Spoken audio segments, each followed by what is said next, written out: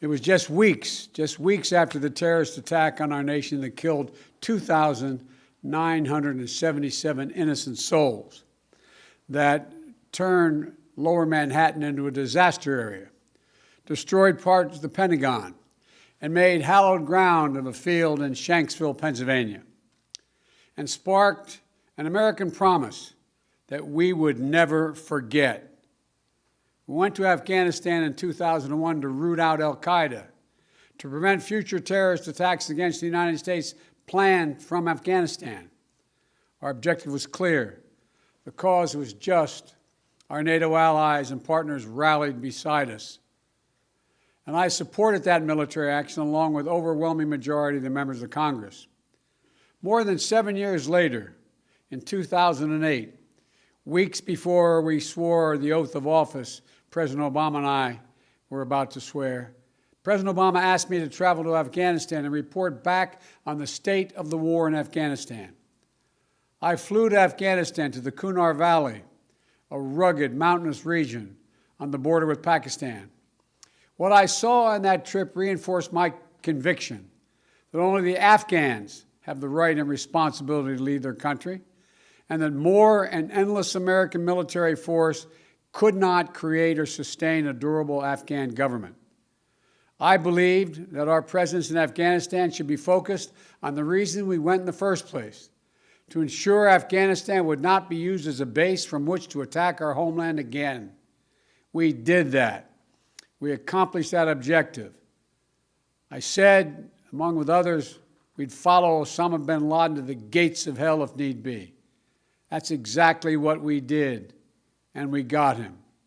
It took us close to 10 years to put President Obama's commitment into form, and that's exactly what happened. Osama bin Laden was gone. That was 10 years ago. Think about that. We delivered justice to bin Laden a decade ago, and we've stayed in Afghanistan for a decade since. Since then, our reasons for remaining in Afghanistan have become increasingly unclear, even as the terrorist threat that we went to fight evolved. Over the past 20 years, the threat has become more dispersed, metastasizing around the globe. Al-Shabaab in Somalia, al-Qaeda in the Arabian Peninsula, al-Nusra in Syria, ISIS attempting to create a caliphate in Syria and Iraq and establishing affiliates in multiple countries in Africa and Asia. With the terror threat now in many places, keeping thousands of troops grounded and concentrated in just one country at a cost of billions each year makes little sense to me and to our leaders. We cannot continue the cycle of extending or expanding our military presence in Afghanistan, hoping to create ideal conditions for the withdrawal and expecting a different result. I'm now the fourth United States president to preside over American troop presence in Afghanistan. 2 Republicans, 2 Democrats. I will not pass this responsibility on to a 5th. After consulting closely with our allies and partners, with our military leaders and intelligence personnel, with our diplomats and our development experts, with the Congress and the Vice President, as well as with Mr. Ghani and many others around the world, I've concluded that it's time to end America's longest war. It's time for American troops to come home. When I came to office, I inherited a diplomatic agreement duly negotiated between the government of the United States and the Taliban that all U.S. forces would be out of Afghanistan by May 1, 2021, just 3 months after my inauguration. That's what we inherited, that commitment. It's perhaps not what I would have negotiated myself, but it was an agreement made by the United States government, and that means something. So in keeping with that agreement and with our national interest, the United States will begin our final withdrawal, begin it on May 1 of this year. We'll not conduct a hasty rush to the exit. We'll do it responsibly, deliberately, and safely. And we will do it in full coordination with our allies and partners who now have more forces in Afghanistan than we do. And the Taliban should know that if they attack us as we draw down, we will defend ourselves and our partners with all the tools at our disposal. Our allies and partners have stood beside us, shoulder to shoulder in Afghanistan for almost 20 years, and we're deeply grateful for the contributions they have made to our shared mission and for the sacrifices they've borne. The plan has long been in together, out together. U.S. troops, as well as forces deployed by our NATO allies and operational partners, will be out of Afghanistan before we mark the 20th anniversary of that heinous attack on September 11th. But we'll not take our eye off the terrorist threat. We'll reorganize our counterterrorism capabilities and the substantial assets in the region to prevent reemergence of terrorists, the threat to our homeland from over the horizon. We'll hold the Taliban accountable for its commitment not to allow any terrorist to threaten the United States or its allies from Afghan soil. The Afghan government has made that commitment to us as well, and will focus our full attention on the threat we face today. In my direction, my team is refining our national strategy to monitor and disrupt significant terrorist threats, not only in Afghanistan, but anywhere they may arise, and they're in Africa, Europe, the Middle East, and elsewhere. I spoke yesterday with President Bush to inform him of my decision. While he and I have had many disagreements over policy throughout the years, we're absolutely united in our respect and support for the valor, courage, and integrity of the women and men of the United States Armed Forces who served. I'm immensely grateful for the bravery and backbone that they have shown through nearly 2 decades of combat deployments. We as a nation are forever indebted to them and to their families. You all know that less than 1% of Americans serve in our armed forces. The remaining 99% of them, we owe them. We owe them. They've never backed down from a single mission that we've asked of them. I've witnessed their bravery firsthand during my visits to Afghanistan. They've never wavered in their resolve. They've paid a tremendous price on our behalf. And they have the thanks of a grateful nation. While we'll not stay involved in Afghanistan militarily, our diplomatic and humanitarian work will continue. We'll continue to support the government of Afghanistan. We will keep providing assistance to the Afghan national defenses and security forces. And along with our partners, we have trained and equipped a standing force of over 300,000 Afghan personnel today and hundreds of thousands over the past 2 decades. And they'll continue to fight valiantly on behalf of the Afghans at great cost. They'll support peace talks, as we will support peace talks between the government of Afghanistan and the Taliban facilitated by the United Nations. And will continue to support the rights of Afghan women and girls by maintaining significant humanitarian and development assistance. And we'll ask other countries in the region to do more to support Afghanistan, especially Pakistan, as well as Russia, China, India, and Turkey.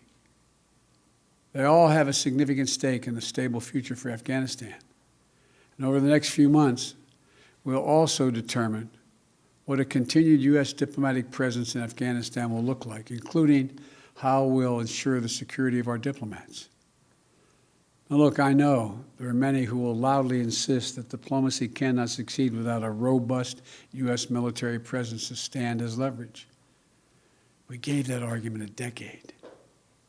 It's never proved effective. Not when we had 98,000 troops in Afghanistan, and not when we were down to a few thousand. Our diplomacy does not hinge on having boots in harm's way, U.S. boots on the ground. We have to change that thinking. American troops shouldn't be used as a bargaining chip between warring parties and other countries. You know, that's nothing more than a recipe for keeping American troops in Afghanistan indefinitely. I also know there are many who will argue that we should stay fighting in Afghanistan because withdrawal would damage America's credibility and weaken America's influence in the world. I believe the exact opposite is true. We went to Afghanistan because of a horrific attack that happened 20 years ago. That cannot explain why we should remain there in 2021. Rather than return to war with the Taliban, we have to focus on the challenges that are in front of us. We have to track and disrupt terrorist networks and operations that spread far beyond Afghanistan since 9/11. We have to shore up American competitiveness to meet the stiff competition we're facing from an increasingly assertive China. We have to strengthen our alliances and work with like-minded partners to ensure that the rules of international norms that govern cyber threats and emerging technologies that will shape our future are grounded in our democratic values, not those of the autocrats. We have to defeat this pandemic and strengthen the global health system to prepare for the next one, because there will be another pandemic. You know, we'll be much more formidable to our adversaries and competitors over the long term if we fight the battles for the next 20 years, not the last 20. And finally, the main argument for staying longer is what each of my three predecessors have grappled with. No one wants to say that we should be in Afghanistan forever, but they insist now is not the right moment to leave. In 2014, NATO issued a declaration affirming that Afghan security forces would from that point on have full responsibility for this country's security by the end of that year. That was 7 years ago. So when will it be the right moment to leave? 1 more year? 2 more years? 10 more years? 10, 20, $30 billion more than the trillion we've already spent? Not now? That's how we got here. And in this moment, there's a significant downside risk to staying beyond May 1st without a clear timetable for departure. If we instead pursue the approach where America's U.S. exit is tied to conditions on the ground, we have to have clear answers to the following questions. Just what conditions require to be required to allow us to depart? By what means and how long would it take to achieve them, if they could be achieved at all? And at what additional cost in lives and treasure? I've not heard any good answers to these questions. And if you can't answer them, in my view, we should not stay. The fact is that later today, I'm going to visit Arlington National Cemetery, Section 60. In that sacred memorial to American sacrifice, Section 60 is where our recent war dead are buried, including many of the women and men who died fighting in Afghanistan and Iraq. There's no comforting distance in history in Section 60. The grief is raw. It's a visceral reminder of the living cost of war. For the past 12 years, ever since I became vice president, I've carried with me a card that reminds me of the exact number of American troops killed in Iraq and Afghanistan. That exact number, not an approximation or rounded off number, because every one of those dead are sacred human beings who left behind entire families. An exact accounting of every single solitary one needs to be had. As of today, there are 2,488 U.S. troops and personnel who have died in Operation Enduring Freedom and Operation Freedom's Sentinel, our Afghanistan conflicts. 20,722 have been wounded. I'm the first president in 40 years who knows what it means to have a child serving in a war zone.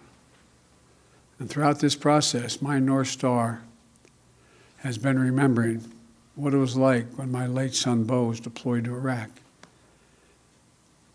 How proud he was to serve his country, how insistent he was to deploy with his unit, and the impact it had on him and all of us at home. We already have service members doing their duty in Afghanistan today whose parents served in the same war. We have service members who are not yet born when our nation was attacked on 9/11. War in Afghanistan was never meant to be a multi-generational undertaking. We were attacked. We went to war with clear goals. We achieved those objectives. Bin Laden is dead, and al-Qaeda is degraded in Iraq, in Afghanistan. And it's time to end the forever war. Thank you all for listening. May God protect our troops. May God bless all those families who lost someone in this endeavor.